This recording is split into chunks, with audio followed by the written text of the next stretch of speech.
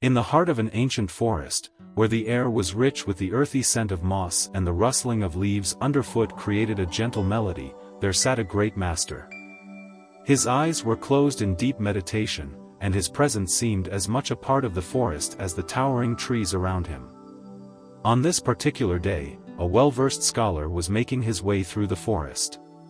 This scholar, known for his intellectual prowess and his insatiable thirst for knowledge, had heard of the great master's profound wisdom. He had journeyed far, driven by the burning questions that danced in his mind. As he approached, the master opened his eyes, their depth mirroring the ancient wisdom of the world. The scholar bowed respectfully and said, "People say that you are a great teacher. Have you taught everything that you know?" The master looked around at the forest, his gaze lingering on the leaves rustling in the gentle breeze. He reached out and picked up a few dry leaves from the ground, holding them delicately in his hand. "How many leaves have I got in my hand? Are they more than the number of dry leaves in this forest?" he asked, his voice as soft as the whisper of the wind. The scholar looked at the few leaves in the master's hand and then at the vast forest around them, its trees adorned with countless leaves. "How could you have more leaves in your hand?" the scholar replied, a hint of confusion in his voice. "You have only a few, a dozen at the most, and there are millions of leaves in this forest." The master nodded, a gentle smile playing on his lips. "Just so, that which I taught is like the few leaves in my hand. And that which I have not taught is like the dry leaves in this forest." The scholar, his curiosity piqued, pressed further.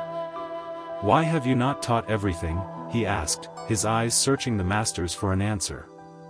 The master placed the leaves back on the forest floor and looked up at the sprawling canopy above. "Because it will not help you," he said calmly. "Not everything can be said, some knowledge has to be experienced." "But how do we gain knowledge that cannot be taught?" the scholar inquired, his mind grappling with the concept. The master gestured to the forest around them. "Just as the forest cannot be understood by counting its leaves, some truths of life cannot be comprehended through words alone. They must be lived, felt, experienced.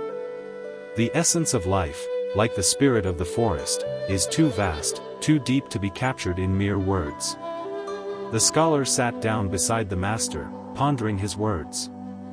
"So, are words and teachings meaningless?" he asked after a moment of reflection. "Words are like signposts," the master explained. "They guide you, point you in the right direction, but the journey is yours to make. The true understanding comes from walking the path, from feeling the earth beneath your feet, from hearing the whisper of the leaves." The scholar nodded, his mind slowly absorbing the wisdom. "And what of the leaves in your hand? What do they represent?" "They represent the teachings I can offer," the master replied. "Simple, tangible, but only a tiny fraction of the vastness of knowledge. They are what I can give you to start your journey, but the journey itself will teach you more than I ever could." The scholar sat in silence, the master's words echoing in his heart. He gazed at the forest, its beauty and mystery suddenly appearing more profound, more alive. He realized that the master had imparted a lesson far greater than any conventional teaching. He had shown him the doorway to a deeper understanding. As the sun began to set, casting a golden light through the trees, the scholar stood up. He bowed deeply to the master, gratitude filling his heart. "Thank you, wise one, for showing me that the truest knowledge lies beyond words." The master nodded, his eyes shining with a knowing light. "Go now, and let the forest teach you. Let life be your teacher." The scholar walked away, his steps light, his heart open.